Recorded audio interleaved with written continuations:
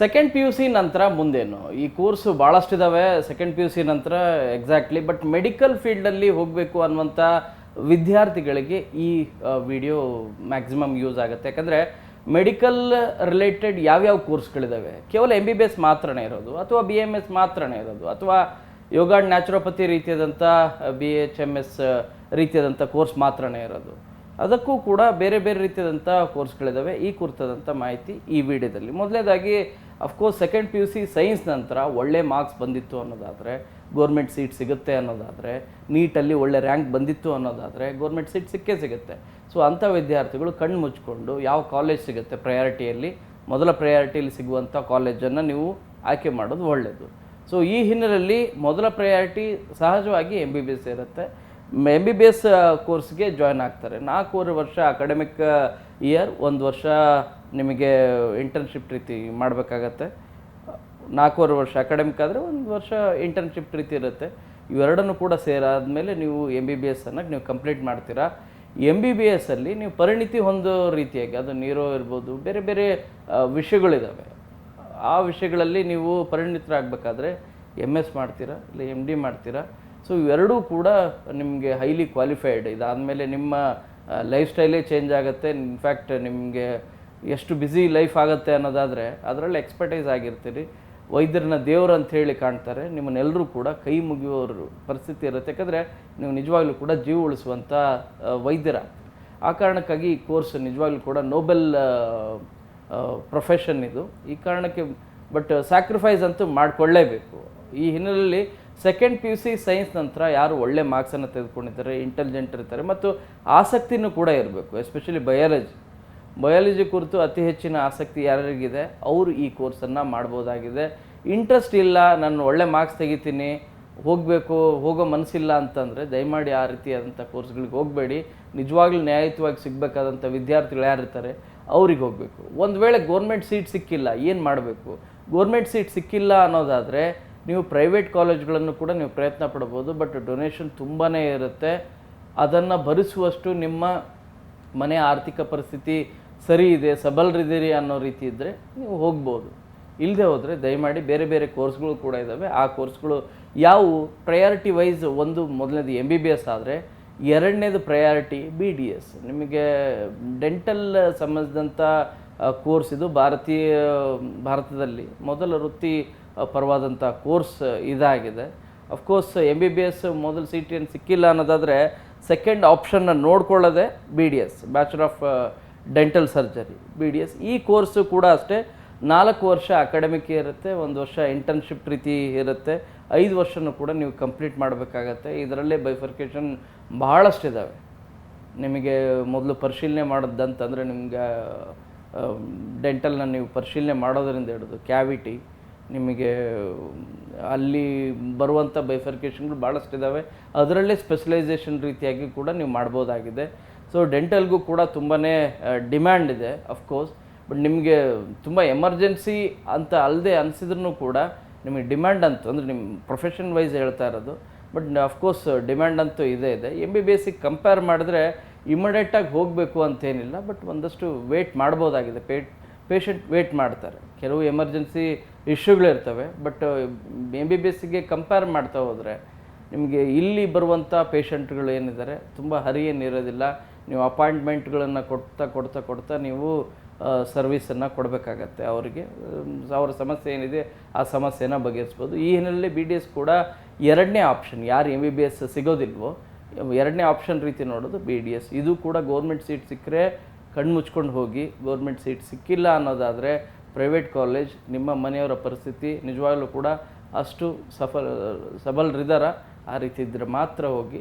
ಇದನ್ನು ಪ್ರತಿ ಕೋರ್ಸ್ಗೂ ಕೂಡ ಯಾಕೆ ಹೇಳ್ತಿದ್ದೀನಿ ಅಂದರೆ, ಮನೆಯವರಿಗೆ ತೊಂದರೆ ಕೊಟ್ಟು ತೀರಾ ಇದು ಮಾಡಿ ಹೋಗಿ ಆಮೇಲೆ ಮತ್ತೆ ಮುಂದೆ ತೊಂದರೆಗಳು ಆಗಬಾರ್ದು ಅನ್ನುವಂಥ ಒಂದು ಕನ್ಸರ್ನಿಗೆ ಹೇಳ್ತಾ ಇರೋದು. ಸೊ ಇದು ಎರಡು ಆದಾದಮೇಲೆ ಆಯುರ್ವೇದಕ್ಕೆ ಸಂಬಂಧಿಸಿದಂತನೂ ಕೂಡ ಬಹಳಷ್ಟು ಡಿಮ್ಯಾಂಡ್ ಶುರು ಆಗ್ತಾಯಿದೆ. ಅದರಲ್ಲೂ ಕೂಡ ಯೋಗ, ಇಡೀ ವಿಶ್ವಾದ್ಯಂತನೂ ಕೂಡ ಯೋಗ ಡೇ ಶುರು ಮಾಡ್ತಾ ಇದ್ದಾರೆ, ಶುರು ಆಗಿದೆ ಕೂಡ ಅಫ್ಕೋರ್ಸ್.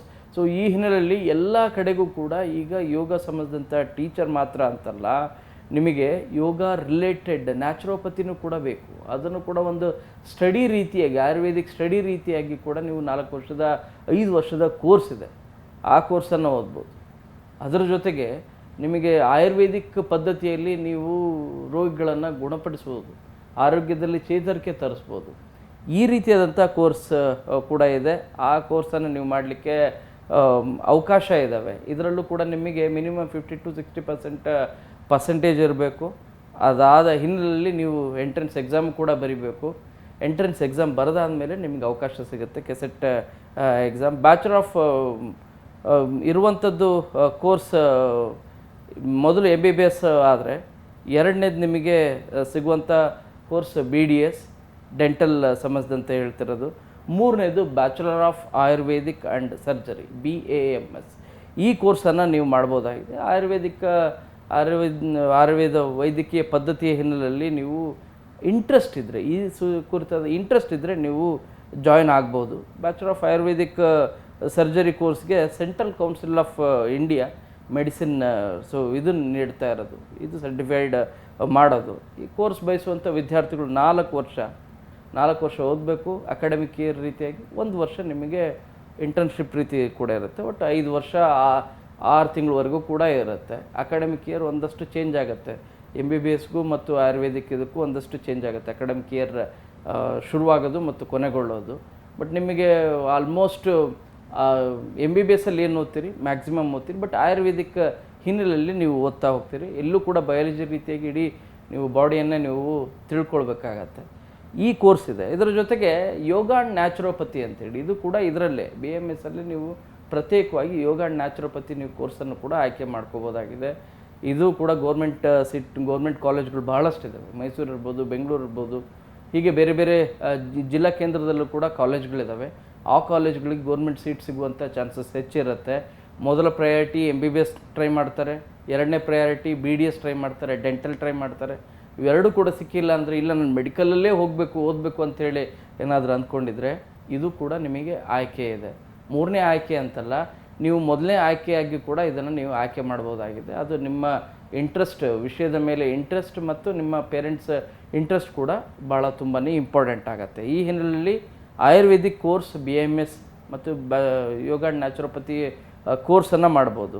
ಇದರ ಜೊತೆಗೆ ಮತ್ತೊಂದು ಕೋರ್ಸ್ ಕೂಡ ಇದೆ. ಆ ಕುರಿತಾದಂಥ ಮಾಹಿತಿನೂ ಕೂಡ ಹೇಳ್ತಾ ಹೋಗ್ತೀನಿ. Bachelor of Unani medicine and surgery BHMS ಈ ಕೋರ್ಸನ್ನು ಕೂಡ ನೀವು ಮಾಡಬಹುದಾಗಿದೆ. ಈ ಕೋರ್ಸ್ ವಿಶ್ವಾದ್ಯಂತ ಹೆಚ್ಚು ಡಿಮ್ಯಾಂಡ್ ಇದೆ. Workout, herbal, mineral, animal drugs ಇವುಗಳೆಲ್ಲವೂ ಕೂಡ ಆ್ಯಡ್ ಆಗ್ತಾ ಹೋಗುತ್ತೆ. ಇವುಗಳೆಲ್ಲವೂ ಯುನಾನಿ ಔಷಧ ಬಗ್ಗೆ ಈ ಕೋರ್ಸ್ನಲ್ಲಿ ಹೇಳ್ಕೊಡ್ಲಾಗತ್ತೆ. ಈ ಕೋರ್ಸಿಗೆ ಪ್ರವೇಶ ಬಯಸುವಂಥ ವಿದ್ಯಾರ್ಥಿಗಳು ಅಫ್ಕೋರ್ಸ್ 50% ಮಿನಿಮಮ್ ತೊಗೊಂಡಿರಬೇಕು. ಅದು ಸೈನ್ಸ್ ಬ್ಯಾಕ್ಗ್ರೌಂಡ್ ಇರುವಂಥ ವಿದ್ಯಾರ್ಥಿಗಳಿಗೆ ಮಾತ್ರ ಹೇಳ್ತಾ ಇರೋದು.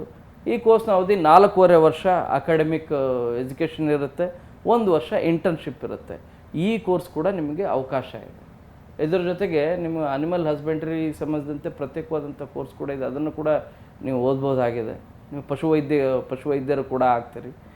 ಇದರ ಜೊತೆಗೆ ಇಲ್ಲ ನನಗೆ ಈ ರೀತಿ ಏನು ಬ್ಯಾಚುಲರ್ ಆಫ್ ಡಿಗ್ರಿಗಳನ್ನು ಮಾಡಿದೆ, ಬೇರೆ ಟೆಕ್ನಿಕಲ್ ರೀತಿಯಾದಂಥ ಕೋರ್ಸ್ಗಳಿದಾವ ಅಂತ ನೋಡೋದಾದರೆ ಅಫ್ಕೋರ್ಸ್ ಅದಕ್ಕೂ ಕೂಡ ಅವಕಾಶಗಳಿದೆ. ಯಾವ್ಯಾವ ಕೋರ್ಸ್ ಅನ್ನೋದನ್ನು ಮೊದಲನೇದಾಗಿ ಹೇಳ್ತಾ ಹೋಗ್ಬಿಡ್ತೀನಿ ನಿಮಗೆ. ಈ ಕೋರ್ಸ್ಗಳನ್ನು ಕೂಡ ನೀವು ಮಾಡ್ಬೋದಾಗಿದೆ ಅಂಥೇಳಿ. ಮೊದಲನೇದು MBBS, ಎರಡನೇದು BDS, ಮೂರನೇದು BHMS, ಅದಾದಮೇಲೆ BAMS, ಯುನಾನಿ. ಇಷ್ಟೆಲ್ಲ ಆದಮೇಲೂ ಕೂಡ ಬೇರೆ ಬೇರೆ ಕೋರ್ಸ್ಗಳಿದ್ದಾವೆ. ಅವು ಯಾವುವು ಅಂದರೆ BSc ನರ್ಸಿಂಗನ್ನು ನೀವು ಸೆಕೆಂಡ್ PUC ಸೈನ್ಸ್ ನಂತರ ಒಂದು ಡಿಗ್ರಿಯಾಗಿ ಕೂಡ ಓದ್ಬೋದಾಗಿದೆ. 4 ವರ್ಷದ ಕೋರ್ಸ್ ಇದು. ನೀವು ನರ್ಸಿಂಗ್ ಕುರಿತಾಗಿ ಕಂಪ್ಲೀಟ್ ಒಂದು ಪದವಿಯನ್ನು ತೆಗೆದುಕೊಳ್ತೀರಿ. ಇದರಲ್ಲಿ ನಿಮಗೆ ರೋಗಿಯನ್ನು ನೀವು ಹೇಗೆ ಆರೈಕೆ ಮಾಡಬೇಕು, ಚಿಕಿತ್ಸೆ ಕೊಡೋದು ಹೇಗೆ ಅಂದರೆ ವೈದ್ಯರು ಕೊಡುವಂಥ ಪ್ರಿಸ್ಕ್ರಿಪ್ಷನ್ ಏನಿದೆ ಅದೆಲ್ಲದನ್ನು ಕೂಡ ಫಾಲೋ ಮಾಡೋದು. ಇಂಜೆಕ್ಷನ್ ಇರ್ಬೋದು, ಟ್ಯಾಬ್ಲೆಟ್ ಕೊಡೋದಿರ್ಬೋದು, ಡ್ರಿಪ್ ಸೇರಿಸೋದಿರ್ಬೋದು, ಹೀಗೆ ಪ್ರತಿಯೊಂದು ಆರೈಕೆ ಕುರಿತಾದಂಥ ಏನೇನು ಕಾರ್ಯಗಳಿರ್ತವೆ ಆ ಎಲ್ಲ ಕಾರ್ಯಗಳನ್ನು ಮಾಡುವ ಹಿನ್ನೆಲೆಯಲ್ಲಿ ಇರುವಂಥ ಕೋರ್ಸ್. ತುಂಬ ಡಿಮ್ಯಾಂಡ್ ಇರುವಂಥ ಕೋರ್ಸ್. ಅಫ್ಕೋರ್ಸ್ ನೀವು ವೈದ್ಯರಾಗಬೇಕು ಅಂಥೇಳಿ ಬಯಸಿದವರು ಅಂತಾರೆ ಎಲ್ಲರೂ ಕೂಡ ಬರೋದಿಲ್ಲ. ಬಟ್ ಇರುವಂಥ ನಿಮ್ಮ ಪರ್ಸೆಂಟೇಜಲ್ಲಿ ನಿಮಗೆ ಮೆಡಿಸಿನ್ ಇದರಲ್ಲೇ ನಾನು ಓದಬೇಕು ಅಂಥೇಳಿ ಏನಾದರೂ ಅಂದ್ಕೊಂಡಿದ್ರೆ ನೀವು ಈ ರೀತಿ BSc ನರ್ಸಿಂಗು ಕೂಡ ಮಾಡಲಿಕ್ಕೆ ಅವಕಾಶ ಇದೆ. ಫರ್ದರ್ ನೀವು MSc ನರ್ಸಿಂಗ್ ಕೂಡ ಮಾಡ್ಬೋದು. ನೀವು ಸೂಪ್ರೆಂಟ್ ಆಗುವಂಥ ಚಾನ್ಸಸ್ ಕೂಡ ಇರುತ್ತೆ. ಈವನ್ ನರ್ಸಿಂಗ್ ಇದರಲ್ಲಿ ನಿಮ್ಮ ವೈದ್ಯಕೀಯ ಕ್ಷೇತ್ರದಲ್ಲಿ ನರ್ಸಿಂಗಲ್ಲೇ ನೀವು ಸೂಪರಿಂಟೆಂಡೆಂಟ್ ರೀತಿಯಾದಂಥ ಉತ್ತಮವಾದಂಥ ಸ್ಥಾನಗಳನ್ನು ಕೂಡ ಪಡಿಬೋದಾಗಿದೆ. ಇದರ ಜೊತೆಗೆ ಇನ್ನೂ ಒಂದು ಬಹಳ ಪ್ರಮುಖವಾದಂಥ ಕೋರ್ಸ್ ಇದೆ, ಅದು ಲ್ಯಾಬ್ ಕುರಿತಾದಂಥ course BMLT, bachelor of medical lab technician, BMLT ಅಂತೇಳಿ. ಇದು ಕೂಡ ಒಂದು ಪದವಿಯ ಕೋರ್ಸ್. ಸೆಕೆಂಡ್ PUC ಸೈನ್ಸ್ ನಂತರ ಈ ಕೋರ್ಸ್ ಮಾಡಲಿಕ್ಕೆ ವಿಜ್ಞಾನ ವಿಭಾಗದಲ್ಲಿ ಓದಿದಂಥ ವಿದ್ಯಾರ್ಥಿಗಳೇನಿದ್ದಾರೆ ಅವರು ಮೊದಲ ಆಯ್ಕೆ. ಹಾಗಂತೇಳಿ ಸೆಕೆಂಡ್ PUC ನಂತರ ಓದೋರು ಮಾತ್ರ ಓದಬೇಕಾ, ಇದು ಅವಕಾಶ ಇದೆ ಅಂದರೆ ಇಲ್ಲ, ಬೇರೆ ಕೋರ್ಸ್ ಓದೋರು ಕೂಡ ಓದ್ಬೋದು. ಆದರೆ ಅವರು ಹೆಚ್ಚುವರಿಯಾಗಿ 1 ವರ್ಷ ಹೆಚ್ಚು ಓದಬೇಕಾಗತ್ತೆ. ಈಗ ಸೆಕೆಂಡ್ PUC ಸೈನ್ಸ್ ನಂತರ ಓದುವಂಥ ವಿದ್ಯಾರ್ಥಿಗಳು ಯಾರಿದ್ದಾರೆ ಅವರು 3 ವರ್ಷ ಓದಬೇಕಾಗತ್ತೆ. ಬಟ್ ಬೇರೆ ಇದರಿಂದ PUC ಆರ್ಟ್ಸಿಂದ ಬಂದಂಥವ್ರು, PUC ಕಾಮರ್ಸಿಂದ ಬಂದಂಥವರು ಕೂಡ ಈ ಕೋರ್ಸನ್ನು ಆಯ್ಕೆ ಮಾಡ್ಬೋದು. ಲ್ಯಾಬ್ ಕುರಿತಾದಂಥ ಕೋರ್ಸ್, ಲ್ಯಾಬಲ್ಲಿ ಏನೇನು ಫೆಸಿಲಿಟಿ ಇರುತ್ತೆ, ಏನೇನು ಅಸಿಸ್ಟ್ ಮಾಡಬೇಕು, ಏನೇನು ಕೆಲಸ ಮಾಡ್ಬೋದು, ಹೇಗೆ ವರ್ಕ್ ಆಗುತ್ತೆ, ಈ ಕುರಿತಾದಂಥ ಕಂಪ್ಲೀಟ್ ಡೀಟೇಲ್ ಇರುವಂಥ ಕೋರ್ಸ್ ಇದು. 3 ವರ್ಷದ ಕೋರ್ಸ್ ಸೈನ್ಸ್ ಸ್ಟೂಡೆಂಟ್ಸ್ಗಳಿಗೆ, ಆರ್ಟ್ಸ್ ಮತ್ತು ಕಾಮರ್ಸಿಗೆ ಸಂಬಂಧಿಸಿದಂಥ ಸ್ಟೂಡೆಂಟ್ಸಿಗೆ 1 ವರ್ಷ ಹೆಚ್ಚುವರಿ ಆಗುತ್ತೆ. 4 ವರ್ಷದ ಕೋರ್ಸ್ ಆಗಿದೆ. ಲ್ಯಾಬ್ ಟೆಕ್ನಿಷಿಯನ್ ಸಂಬಂಧಪಟ್ಟಂತೆ ಎಲ್ಲ ನೀವು ಮಾಹಿತಿಯನ್ನು ತೆಗೆದುಕೊಳ್ಬೋದು. ಡಿಪ್ಲೊಮಾ ಕೋರ್ಸಲ್ಲೂ ಕೂಡ ನೀವು ಸೇರಲಿಕ್ಕೆ ಅವಕಾಶ ಇದೆ. ನಿಮಗೆ ಪ್ರತ್ಯೇಕವಾಗಿ DMLT ಅಂಥೇಳಿ, ಈಗ ನಾನು ಹೇಳಿದ್ದು BMLT, bachelor of medical lab technician. ನೀವು ಇದರಲ್ಲೂ ಡಿಪ್ಲೊಮಾ ಕೋರ್ಸ್ಗಳನ್ನು ಕೂಡ ಮಾಡ್ಬೋದಾಗಿದೆ, DMLT ಅಂಥೇಳಿ. ಆ ಕೋರ್ಸ್ ಮಾಡಲಿಕ್ಕೂ ಕೂಡ ಅವಕಾಶ ಇದೆ.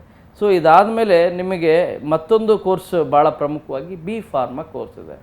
ಇಲ್ಲ, ನಾನು BSc ನರ್ಸಿಂಗ್ ನನಗೆ ಅಷ್ಟು ಇಂಟ್ರೆಸ್ಟ್ ಇಲ್ಲ, ನಾನು ಮನೆಯಲ್ಲೇ ನಮ್ಮೂರಲ್ಲೇ ಒಂದು ಮೆಡಿಕಲ್ ಶಾಪ್ ಇಡಬೇಕು ಅಂತಿದ್ದೀನಿ, ಅಥವಾ ಈ ಕೆಮಿಕಲ್ ಡ್ರಗ್ಸನ್ನು ನಾನು ಸೇಲ್ಸ್ ರೆಪ್ರೆಸೆಂಟೇಟಿವ್ ರೀತಿಯಾಗಿರ್ಬೇಕಂತಿದ್ದೀನಿ, ಅಥವಾ ಕೆಮಿಕಲ್ ಲ್ಯಾಬ್ಗಳು ಅಥವಾ ಈ ಡ್ರಗ್ಸ್ ಇರುವಂಥ ಶಾಪ್ಗಳೇನಿದ್ದಾವೆ ಅವುಗಳ ಡಿಸ್ಟ್ರಿಬ್ಯೂಟರ್ ಆಗಬೇಕಂತಿದ್ದೀನಿ. ಈ ರೀತಿ ಕೂಡ ಮೆಡಿಕಲ್ ರಿಲೇಟೆಡ್ ಆಗಿ ನನಗೆ ಅವಕಾಶ ಇದೆ ಅಂದರೆ ಖಂಡಿತವಾಗಿ ಕೂಡ ಇದೆ, B.Pharma ಮಾಡ್ಬೋದು. ನೀವು ಪದವಿ ಪೂರ್ವ ಕೋರ್ಸ್ ಇದಾಗಿದೆ. ಪದವಿ ಪಡೆದ ಬಳಿಕ ಫಾರ್ಮಸಿಸ್ಟ್ ಕೂಡ ಆಗಬಹುದು. ನೀವು ಈ ಡಿಗ್ರಿ ಕಂಪ್ಲೀಟ್ ಮಾಡಿದ್ರೆ ಸ್ವಂತ ಮೆಡಿಕಲ್, ನಾನು ಹೇಳಿದಂತೆ ಸ್ವಂತ ಮೆಡಿಕಲ್ ಸ್ಟೋರ್ ಮಾಡಲಿಕ್ಕೂ ಕೂಡ ಅವಕಾಶ ಇದೆ. ಮೆಡಿಕಲ್ ಸೆಂಟರ್ಗಳಲ್ಲಿ ಕಾರ್ಯನಿರ್ವಹಿಸಲು ಕೂಡ ಆಸಕ್ತಿ ಇದೆ. ಈ ಕೋರ್ಸ್ನ ಅವಧಿ 4 ವರ್ಷದ ಇದು. ಸೊ ಇವೆಲ್ಲವೂ ಕೂಡ ಮೆಡಿಕಲ್ ರಿಲೇಟೆಡ್ ಕೋರ್ಸ್ಗಳಾಗಿದ್ದಾವೆ. ಕೇವಲ ಇಷ್ಟು ಮಾತ್ರನಾ ಅಂದರೆ ಇಲ್ಲ, ನಿಮಗೆ ವೈದ್ಯರಾಗಬೇಕು ಅಂದರೆ MBBS, BT, ನಿಮಗೆ ಡೆಂಟಲ್ ಇರ್ಬೋದು, ಅಥವಾ ಯುನಾನಿ ಇರ್ಬೋದು, BMS ಇರ್ಬೋದು, BHMS ಇರ್ಬೋದು, ಯೋಗ ಆ್ಯಂಡ್ ನ್ಯಾಚುರೋಪತಿ ಇರ್ಬೋದು. ಇವೆಲ್ಲವೂ ಕೂಡ ವೈದ್ಯರಾಗಲಿಕ್ಕೆ ಮತ್ತು ನೀವು ಕನ್ಸಲ್ಟೆಂಟ್ ಆಗಲಿಕ್ಕೆ ಇರೋದು. ಇದರ ಜೊತೆಗೆ ನೀವು ಡೈಟಿಷಿಯನ್ ರೀತಿಯಾಗಿರೋಂಥ ಕೋರ್ಸ್ಗಳಿದ್ದಾವೆ, ಡಿಪ್ಲೊಮಾ ಕೋರ್ಸ್ಗಳಿದ್ದಾವೆ, ಆ ಕೋರ್ಸ್ಗಳನ್ನು ಮಾಡ್ಬೋದು. ಡಿಗ್ರಿ ಕೋರ್ಸ್ಗಳಿದ್ದಾವೆ, ಆ ಡಿಗ್ರಿ ಕೋರ್ಸ್ಗಳನ್ನು ಕೂಡ ಮಾಡ್ಬೋದು. ಇದ್ರ ಜೊತೆಗೆ ಬೇರೆ ಬೇರೆ ರೀತಿಯಾದಂಥ ರಿಲೇಟೆಡ್ ನಿಮಗೆ ಲ್ಯಾಬ್ ಅಸಿಸ್ಟೆಂಟ್ ಇದರಲ್ಲೇ ಪ್ರತ್ಯೇಕವಾದಂಥ ಕೋರ್ಸ್ಗಳಿದ್ದಾವೆ. ಹೇಗೆ ಅಂದರೆ ಎಕ್ಸ್ರೇ ಮಿಷನ್ ಆಪ್ರೇಟ್ ಮಾಡೋದು ಹೇಗೆ, ಈ ಕುರಿತಾಗಿ ಕೂಡ ಸಪ್ರೇಟ್ ಆದಂಥ ಕೋರ್ಸ್ಗಳಿದ್ದಾವೆ. ಈ ಕೋರ್ಸ್ಗಳನ್ನು ಕೂಡ ಡಿಪ್ಲೊಮಾ ಕೋರ್ಸ್ಗಳು. ಈ ಡಿಪ್ಲೊಮಾ ಕೋರ್ಸ್ಗಳು ಇವೆಲ್ಲ ಕೂಡ ಜಾಬ್ ಓರಿಯೆಂಟೆಡ್ ಕೋರ್ಸ್ಗಳಿದ್ದಾವೆ. ಇವುಗಳನ್ನು ಕೂಡ ಮಾಡ್ಬೋದು. ಆಯ್ಕೆ ನಿಮ್ಮದು, ಸಲಹೆ ನಮ್ಮದು. ಇದು ಮೆಡಿಕಲ್ ಸಂಬಂಧಿಸಿದಂತೆ. ಬಟ್ MBBS ಮಾಡಬೇಕಾದ್ರೆ ಅದು ನಿಮ್ಮ ಪ್ರೈವೇಟ್ ಕಾಲೇಜಲ್ಲಿ ನಿಮ್ಮ ಡೊನೇಷನ್ ಕೊಟ್ಟು ನೀವು ಜಾಯ್ನ್ ಆಗಬೇಕಾದ್ರೆ ಕ್ರೋಸ್ ಟುಗೆದರ್ ಖರ್ಚಾಗತ್ತೆ. ಅದೇ ಗೌರ್ಮೆಂಟ್ ಸೀಟ್ ಸಿಕ್ತು ಅನ್ನೋದಾದರೆ ಹೆಚ್ಚಿನ ಖರ್ಚು ಆಗೋದೇ ಇಲ್ಲ. 2-3 ಲಕ್ಷದಲ್ಲಿ ನಿಮ್ಮ ಖರ್ಚು ಮುಗಿದೋಗುತ್ತೆ. ವರ್ಷವೂ ಕೂಡ ನೀವು 1 ಲಕ್ಷ ನಿಮ್ಮ ಹಾಸ್ಟೆಲ್ ಫೀಸೇ ನಿಮಗೆ ಹೆಚ್ಚುವರಿ ಖರ್ಚಾಗೋದು. ಅದು ಕೂಡ ನಿಮಗೆ ಗೌರ್ಮೆಂಟ್ ಸೀಟಲ್ಲೇ ಹಾಸ್ಟೆಲ್ ಸೀಟ್ ಸಿಕ್ತು ಅನ್ನೋದಾದರೆ ಆ ಖರ್ಚು ಕೂಡ ಕಡಿಮೆ ಆಗುತ್ತೆ. ಬಟ್ ಪ್ರಿಪ್ರೇಷನಿಗೆ ಬುಕ್ಸು ಇವುಗಳನ್ನೆಲ್ಲವೂ ಕೂಡ ತೆಗೆದುಕೊಳ್ಬೇಕಾಗತ್ತೆ. ಸೊ ಈ ಹಿನ್ನೆಲೆಯಲ್ಲಿ ಸೆಕೆಂಡ್ PUC ಸೈನ್ಸ್ ನಂತರ ಮೆಡಿಕಲ್ ಕ್ಷೇತ್ರದಲ್ಲಿ, ಅಂದರೆ ಮೆಡಿಸಿನ್ ಕ್ಷೇತ್ರದಲ್ಲೇ ಯಾರು ಓದಬೇಕು, ವೈದ್ಯಕೀಯ ಕ್ಷೇತ್ರದಲ್ಲಿ ಹೆಚ್ಚು ಯಾರು ಓದಬೇಕು ಅಂತ ಬಯಸಿದವರಿಗೆ MBBS, BDS, ಅದರ ಜೊತೆಗೆ ಯುನಾನಿ, BMS, BHMS, ಇದರ ಜೊತೆಗೆ ನಿಮಗೆ ಯೋಗ ಆ್ಯಂಡ್ ನ್ಯಾಚುರೋಪತಿ, ಇವುಗಳ ಜೊತೆಗೆ ಲ್ಯಾಬ್, ನರ್ಸಿಂಗ್ ಮತ್ತು ಡಿಪ್ಲೊಮಾ, ಬೇರೆ ಬೇರೆ ಕೋರ್ಸ್ಗಳು, ಮೆಡಿಕಲ್ ರಿಲೇಟೆಡ್ ಕೋರ್ಸ್ಗಳು, ಇಷ್ಟು ಅವಕಾಶಗಳಿದ್ದಾವೆ. ಎಲ್ಲ ಕೋರ್ಸ್ಗಳಿಗೂ ಈಗ ಹೇಳಿದಂಥ ಎಲ್ಲ ಕೋರ್ಸ್ಗಳು ಫುಲ್ ಡಿಮ್ಯಾಂಡ್. ನಿಮ್ಮ ಪ್ರೊಫೆಷ್ನಲ್ ವೃತ್ತಿ ಅಂತೂ ಚೆನ್ನಾಗಿರುತ್ತೆ. ಆದರೆ ಸ್ಯಾಕ್ರಿಫೈಸ್ ಮಾಡ್ಕೋಬೇಕು. ಈವನ್ ವೈದ್ಯರಿಂದ ಹಿಡಿದು ಸ್ಯಾಕ್ರಿಫೈಸ್ ಹೇಗಿರುತ್ತೆ ಅಂದರೆ ನಿಮ್ಮ ಪರ್ಸ್ನಲ್ ಲೈಫೇ ಭಾಳನೇ ಕಷ್ಟ. ಯಾಕಂದರೆ ರೋಗಿ ಜೀವ ಜೊತೆ ಭಾಳ ಅವ್ರಿಗೆ ಟೈಮ್ ಕೊಡೋದು ತುಂಬಾ ಇಂಪಾರ್ಟೆಂಟ್ ಆಗುತ್ತೆ. ಆ ಹಿನ್ನೆಲೆಯಲ್ಲಿ ಪರ್ಸ್ನಲ್ ಲೈಫ್ ಕೂಡ ಭಾಳನೇ ಕಷ್ಟ. ಈ ಹಿನ್ನೆಲೆಯಲ್ಲಿ ನೀವು ನಿಮಗೆ ಕ್ಷೇತ್ರ ಯಾವುದು, ನೀವು ಯಾವುದು ಆಯ್ಕೆ ಮಾಡಬೇಕು, ನಿಮಗೆ ಇಂಟ್ರೆಸ್ಟ್ ಇದೆಯಾ, ಇಂಟ್ರೆಸ್ಟ್ ಇದ್ದರೆ ಮಾತ್ರ ಈ ಕೋರ್ಸ್ಗಳನ್ನು ಜಾಯ್ನ್ ಆಗಿ. ಕ್ಯಾಮ್ರಾ ಪರ್ಸನ್ ವಿಶ್ವನಾಥ್ ಹಾವೇರಿ ಜೊತೆ ಶರಣು ಹಂಪಿ, News18. ನಿರ್ಭೀತ, ನಿಷ್ಪಕ್ಷಪಾತ, ವಿಶ್ವಾಸಾರ್ಹ ಸುದ್ದಿಗಳಿಗೆ ಮತ್ತೊಂದು ಹೆಸರಾಗಿರುವ News18 ಕನ್ನಡ ಈಗ ಆಪ್ನಲ್ಲೂ ಲಭ್ಯವಿದೆ. ದಯವಿಟ್ಟು ಇಲ್ಲಿರುವ QR ಕೋಡ್ ಅನ್ನು ಸ್ಕ್ಯಾನ್ ಮಾಡಿಕೊಂಡು ಆಪ್ ಡೌನ್ಲೋಡ್ ಮಾಡೋದಕ್ಕೆ ಮರಿಬೇಡಿ. ನಿಮ್ಮ ಬೆಂಬಲ ಹೀಗೆ ಸದಾ ನಮ್ಮೊಂದಿಗಿರಲಿ. ಧನ್ಯವಾದ.